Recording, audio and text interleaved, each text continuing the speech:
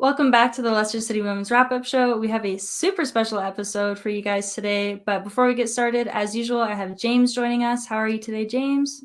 Yeah, good, thanks. Looking forward to this one. Yeah, and we've got a legend on the show. We've got Emile Heskey joining us. How you doing? Hey guys, I'm good, thank you. Yourselves? Good, thank you. So you've shifted onto the women's side of Leicester. You're a Leicester City legend. How has it been just kind of dealing with that shift? No, it's been good. Obviously, you never know what it entails when you're coming into a new environment. For me, it's a new environment. So, in essence, it's still football. And that's obviously one of the key things that I say. It's still football. The women are fantastic footballers, as they keep showing me. But obviously, it's a different shift being on the women's side. But I'm enjoying every minute of it, learning all the time. And for anyone who isn't too familiar with what exactly you do at the club, can you kind of just give us a background? Because I know we've spoken and you tell me that you're doing everything now. So now I obviously first came in as ambassador with just helping mentoring some of the girls. And then Jonathan asked me if I wanted to do a bit of coaching. And I was actually in the middle of doing my coaching badges as well. So I said, yeah, this will help me. So then I joined the coaching side of things. And yeah, so that's it really, and helping out with a bit of recruitment as well. So I've been the jack of all. Yeah. And how did you kind of get on board with becoming an ambassador? So that was I asked Susan Whelan, our CEO, if it was possible to do a little bit of work experience, because I'm in the middle of doing a UEFA course, which is a Masters for International Players. So with that, I have to do some work experience, work placement. You can actually do it at UEFA if you want, if they have enough space for you to work within there. So I just asked Leicester if I could just join them in somewhere, in some capacity. And she said, yeah, why don't you have a look at this? And it was on the women's side, being an ambassador. So I said, yeah, this will actually be great for myself, and it will tick the boxes when it comes to my courses. So that's how that all came about. And yeah, it's just flourished from there. That's brilliant. And obviously the Leicester City Women's have only just become part of the Leicester City global brand and ownership. What's it been like seeing that transition in ownership and obviously support of the fans? We went through COVID where no one went to any of the games, but now we're playing at the King Power Stadium. And we think it's unbelievable. But how has it been behind the scenes seeing that transition? Yeah, it's been a kind of a seamless one. Obviously, the club have done fantastic in the sense of taking everything on board and really throwing resources at it and helping and mentoring the transition from being part-time to full-time, really. And obviously, we know with Susan Whelan backing the club the way that they do, and the club being back the way that it is, we have the facility that I grew up training in. Now, and probably arguably the only, I'm guessing we could possibly be the only one in Europe with our own facility like this, which is fantastic, and it's a testament to the club actually backing the women's football the way that it is. And now, obviously, moving on to, it was a difficult time with all COVID and the COVID restrictions and not having fans being able to come to the stadiums and watch us, which is was sad, but I think the years gone by, it was great having fans there that could actually spur you on, and we needed that. But we managed to get over the line with obviously winning the league, and now being in the top league and seeing the fans. I think we were second highest attendance in the WSL, which was fantastic for our first home game in the WSL. I think it was 4,500. I think, I'm not too sure. Someone got 7,000. I can't remember which team it was. But yeah, it was fantastic to have that many fans, and it shows that this is the start of something big for Leicester City Women's. Yeah, I think you're right. I think 4,500 for the first game, and we can just see it growing and growing as the popularity gets going. And if you go and see the women play, we watched them play a lot last year. They're unbelievable. Their skills unbelievable at times. The way they know where each other's going, and I think it's a bit like the men's team. They have that brotherhood where they all link together and they kind of look after each other on and off the pitch. And I think everything's got the same with the women's game as well. And I think it's really, really great to see as a club. Yeah, it's fantastic. I think that's testament to the manager and the way that he set everything up and what he's actually done, and the togetherness that he's built within the squad has been fantastic in that sense. And like you're saying, and like I say all the time, it's football. At the end of the day, it's professional football. And where can you go and watch professional football right now for £5, between £5 and £8? You can't. But you can do it at King Power with the women's, which is fantastic. And Hannah, I don't think you're old enough, but James, I know you are. But we can remember family night football. Yeah. And we used to go down to Filbert Street and during the week and watch the reserve team, and it was affordable. You go down with your family, you'd get your clackers, you'd go and it was fantastic atmosphere. One game we actually had to open up the whole stadium because we had Man United down there. We literally filled the stadium, 20,000 people watching the reserve team game. I'm not saying we're going to fill the whole stadium for the women, but again, where can you watch professional football of that capacity as for at that value as well? And that's women's football. It's awesome. I wish flight tickets were that cheap. We could try. Yeah, so you mentioned playing in the King Power Stadium. Like, what has that been like for yourself and the squad? I think for the squad, it's been fantastic. Again, it shows the progression within football itself, within women's football itself, that we're having majority of the games now at the main stadiums, which is great. It just shows them the atmosphere and the surroundings, and they've got to get used to that sort of thing because this is where football is and is going. For myself, I never played at King Power as a Leicester player, but I'm now back as part of the Leicester staff, which is great. And being around that sort of thing is fantastic for myself. Mm-hmm. Yeah, it's weird watching it even because last season it was only lifting the trophy that they played at the King Power. And now, like you said, every home game is going to be there with a handful that unfortunately won't be able to, but that's okay. There's always going to be scheduling conflicts with anything. And you said like they're training at Beaver Drive. You've made history at Beaver Drive. Now the women's team is starting to make history at Beaver Drive. They won the league and now they've been promoted and they're going to do the next big thing. And like you said, that's huge for the women's game because we're seeing what Leicester's doing and it's a great example. Yeah, again, I think if you're looking at the likes of Brighton, I think Birmingham are playing at the St Andrews now. Villa I think they've got a handful of games at Villa Park. So I think this is where the football's going, and to be able to represent your club at the main stadium is fantastic. It's fantastic, and there won't be. I think this is showing where women's football's going. It's gradually getting bigger and bigger, and just the audience that will suddenly start getting involved as well. I know we've got England women's tonight, so that's another huge game, and this is where women's football's going. It's getting bigger and bigger. The viewing's getting bigger and bigger. The attendances are gonna go higher and higher. Who would have thought last season this season we'll be getting 4,500 on our first home game. And that's I feel it still can grow a little bit more with that as well. Yeah, I think you're right. So obviously we mentioned Beaver Drive a few times. What's it been like down there this season since the start? What's the atmosphere like? Because all the photos we see, it just seems like everyone's having a great time and they seem to be together as one. Yeah, 100%. I think when you get the players together like that, again, for me, football should be fun. Football's got to be fun, even though it's going to be hard work and even though they're going to be tired, etc. And we want them to be tired because, again, we were getting them prepared for a season.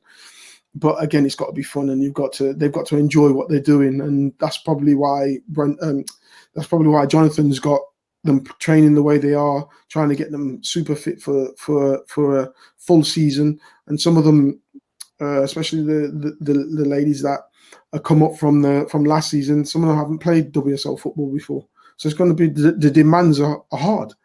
So we've got to push them, but they found it fantastically. They found it good. They've enjoyed it. The preseason to a point where I'm not sure if you should really be enjoying preseason because it's running, but they've done fantastic and they're ready for the season.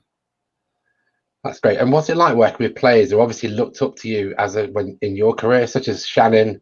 Shannon's, we all know, is a big Liverpool fan, and obviously you're a Liverpool legend as well. And so what's it like working with these girls, and they are obviously look up to you? They're fine now. At first, like you're saying, it was a bit weird for them, but now they're fine. I'm just like furniture now, isn't it? So they're all good with me now. At first, it was like, I'm talking to this like Emile Heskey. Well, yeah, but I'm just your coach now. I'm just here to help you. And like you're saying, Shannon, we were working on one-on-one for a long time, which was great. And you can see, and it's great because you can actually see the progression. And it's funny because I think we played London Bees last season, and I'm telling Shannon about the different types of finishes, blah blah, and we're working on it, and then she goes and scores that same finish against London Bees. And it's fantastic that you actually get to see that at the end of a good week or a good month of working on something. Yeah, that's I know we talked about it last time we spoke, and you mentioned how they really take to you well, and your coaching style isn't do this, do that. It's more or less, here's what we can do to make this better. And it's cool to hear that you worked on that specific technique with Shannon, and then she went out and used it.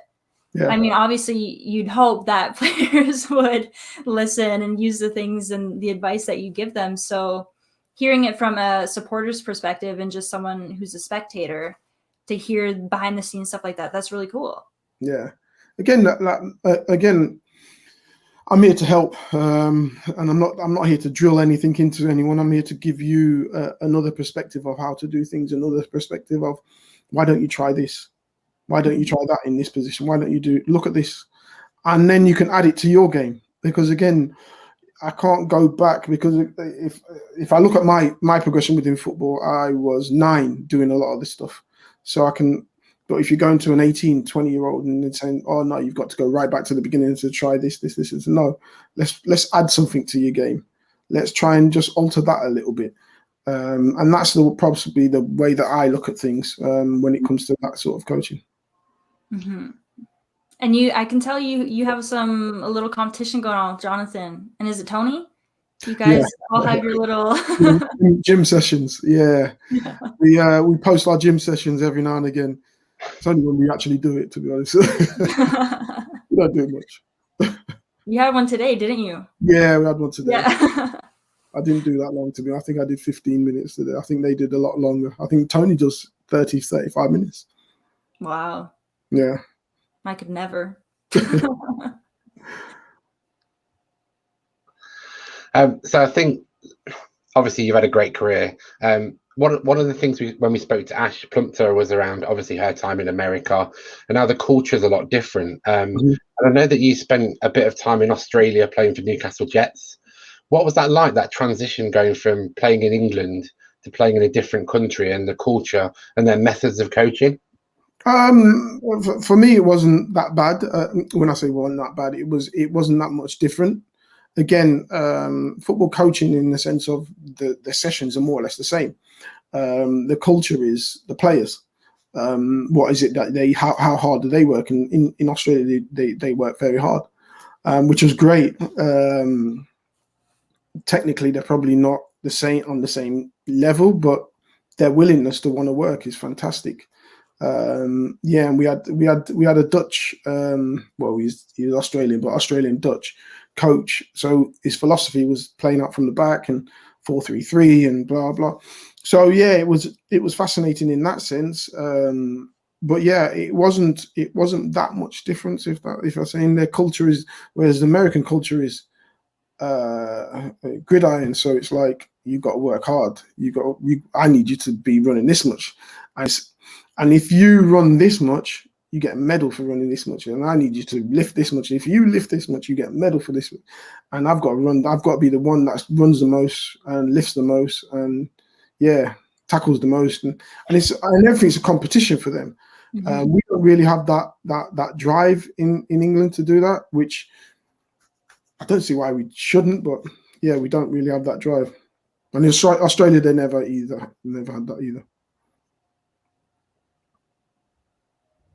Sorry, I lost you guys for a second there. I'm just catching up on the stream.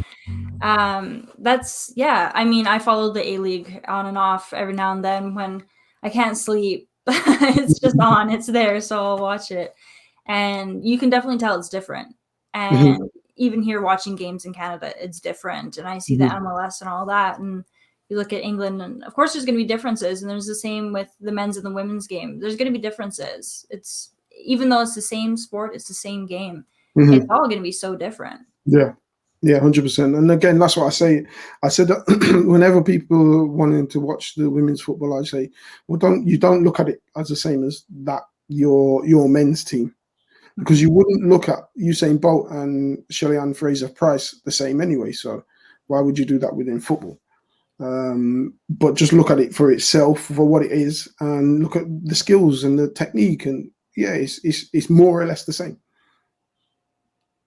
Yeah, and we're slowly getting to that point of people just enjoying it for what it is, Yeah. and we're seeing more coverage. Of course, it's going to take time, and there's always going to be people out there who are going to have some type of vendetta for whatever weird reason, but we're getting there. We're progressing. We're getting the coverage. We're getting more support. So it's great to see that transition, and I'm sure for you guys at the club, it's great seeing that too. Yeah, 100%. But again, you're saying about vendetta for people who have that vendetta. They have that vendetta for the opposing sides as well in the men's game. So let them have their opinion, but you don't need to necessarily listen to anything that they're saying. Yeah. You've got people that say Messi's better than Ronaldo, instead of saying they're both the best players in the world. You got some that say Ronaldo is rubbish, some that say Messi is rubbish. But instead of just saying they're both the best in the world. So we're going to have that at the top end. So we've got to expect it at every level. Yeah, it's inevitable. Yeah. They're always going to be around. And like you said, we just can't listen to them. Yeah. And it's progressing, it's moving forward. So that's what really matters. 100%. Yeah. Yeah. So you obviously being a club legend, sorry, I blanked for a moment. You being a club legend, you've had quite a career ahead of you. You had quite a career. And you still do. So what has it been like working under different managers? And obviously there's some changes that come about and adjustments that have to be made.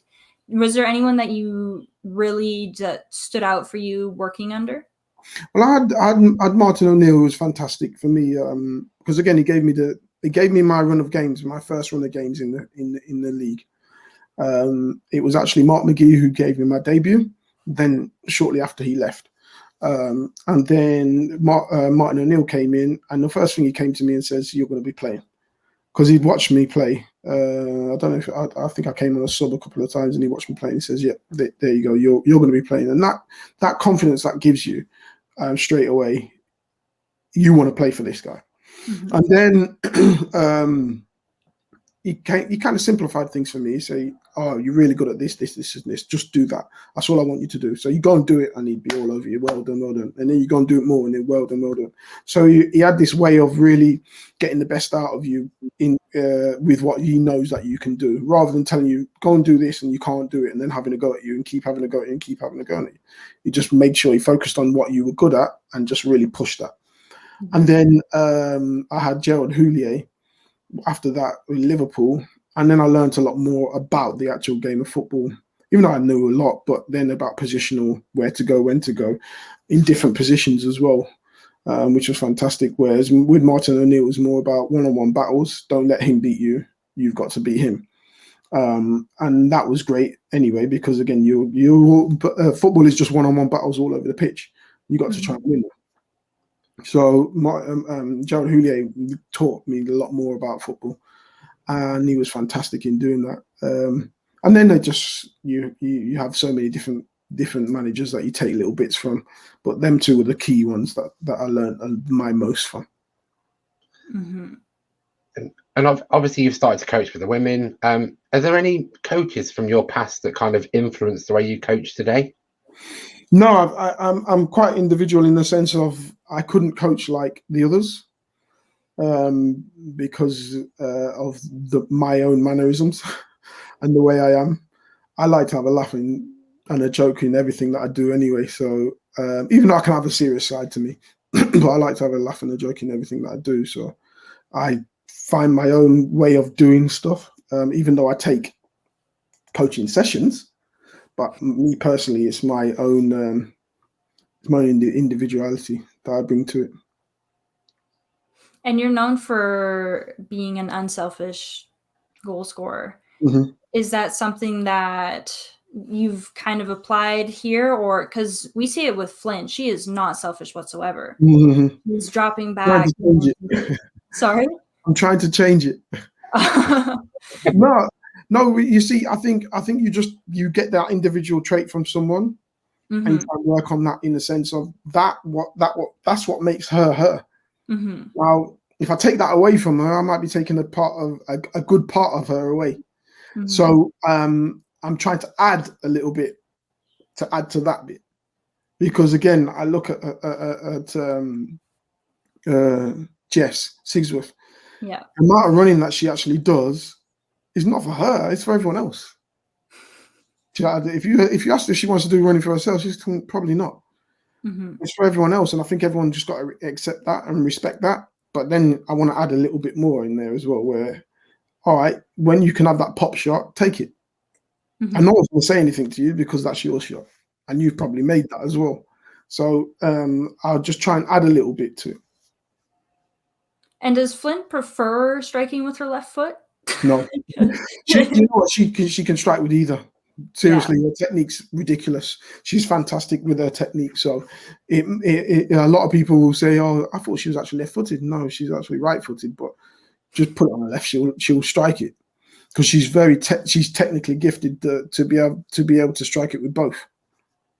Yeah, it's insane, because the amount of power she has behind every single shot. Yeah. I wouldn't even get the ball off the ground with my left foot. I probably wouldn't even touch it with my left foot. What is the thing? I think a lot of people would rather come back onto the favoured foot and strike it. No, she's worked on both feet. So wherever it is, and whenever it drops, wherever it is, she can just strike it. Mm-hmm. And she's fantastic on both. But she's predominantly right-footed. That's crazy. I don't think we've seen a right-footed shot from her yet this season. It's all been on the left. Yeah, you're right.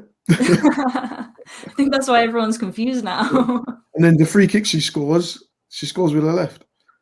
That free kick against Crystal Palace, yeah. I know all of us were sitting on the edge of our seats because that was to get us to the semifinal. Yeah. And then as soon as she took it on her left, I think all of us were like, what is she doing? And then now we understand why she did it. It's crazy. Yeah, she's got a fantastic technique. And it's all about technique. So she's managed to get her technique right for both feet. So she gets it into the right position to strike it well. I think we went to Villa, and her hold-up play is amazing. Yeah, the way she holds the ball up, it kind of reminds me of you when you played with Michael Owen. The way you held the ball up, and their defense was literally scared of her when she pulled her foot back. There was like 4 or 5 trying to block, and I think that's a credit to her and the way she's come and her game's developed. Yeah, a game has developed. When you first saw Tash come to Leicester, it was more. I think Tash had been around teams that centered everything around her, and it was she didn't really have to do anything. But now we've got a group that demands her to do more, and she's taken that mantle on as well. And the wonderful thing about Tash as well, she's fantastic for the young kids as well. She'll talk to them and try and educate them and try and give them little tips on some of the stuff that she's doing and how she works. Like you're saying, with her hold-up play, that's something that she does naturally, because she's very, very good with her back to goal, and her vision's very, very good. She understands where players are, how to spin and have shots, etc. And are there any players that will show up in training and kind of try to pull a fast one over you with their footwork or anything like that? Charlie tries to, doesn't she? All the time. Charlie Devlin always tries to. She's fantastic as well, to be honest with you. And we've all seen it where she's driving with the ball. She's got tricks. So, yeah, probably Charlie Devlin trying. But she's never made a trick past you, it sounds like. Oh, she can't. Come on. It's going to be a goal of hers for this season. She's already said she's going to try and nutmeg me. Has she been able to nutmeg anyone that we should know about? Oh, yeah. Every day she nutmegs someone. Has Jonathan been a victim? Not that I know. I don't. No. You're going to stay quiet about that one. That's awesome. Yeah, she seems like that type. Yeah. And her skill always shows up on the pitch. When the club released that compilation video of her with her technique, I was waiting for that. I was like, if no one's going to do it, I will. And then the club finally did. So I was happy I didn't have to. But she's crazy. Every player has some unique skill to themselves is what we're really seeing this season. I think that's amazing. Yeah, fantastic. I think one of my favorite video of Charlie recently was when she doesn't like training in the heat. Well, the thing is, they'll say, "Oh, I don't like training," and then they'll say, "I don't like training in the wet," and then they'll say, "I don't like training in the cold." Just get out and train. Can't please anyone. Yeah, true. So I think probably the last footballing question, which I have to ask, what was it like playing in that 5-1 game against Germany? Fantastic. Again, it's a game that everyone remembers exactly where they were when that game was being played. So it's an iconic game where whenever I go anywhere in the world, I see an England fan, that's the first game they mention. I even get kids, they're adults now, but people coming up to me and saying, I was in this year and I did this and that was being played. I'm like, huh? So you was a kid when I was playing that. Well, it's fascinating that whatever age, everyone remembers exactly where they were. It was a brilliant game. Hannah probably doesn't know what we're talking about. But if you go on YouTube, Hannah, I'm sure you'll find it. Yeah. James, do you remember where you were in that moment? Yes, probably down the pub watching it. That's fair. Thank you. So with our guests, we like to try and find a bit more details about who they are as a person. And we always ask this question. It sometimes causes arguments with Hannah and her TV show choices. So what kind is your favourite TV show at the minute? I don't really watch that TV shows or anything like that. I know my wife's watching Line of Duty at this moment in time, which is huge at the minute. I watch little snippets of it, but I'm not really fully into it. Hannah watches Drag Race. I don't watch TV either, and I always get a hard time for it. So I'm glad we finally have a guest who's on my level. I think, Hannah, you generally get abused because you've never seen Star Wars or Harry Potter films. I think that's the general. I watched Star Wars, but I don't think I think I've watched the first Harry Potter, and there's too many. Exactly. See, he gets it. It does take up a lot of time. I'll give you that. And lastly, we're doing a playlist for all our guests. So every single guest picks a song, and we'll create a playlist at the end of the season. Okay. Which to download. So, what song would you like on our playlist? Okay, let me find out. Let me have a look.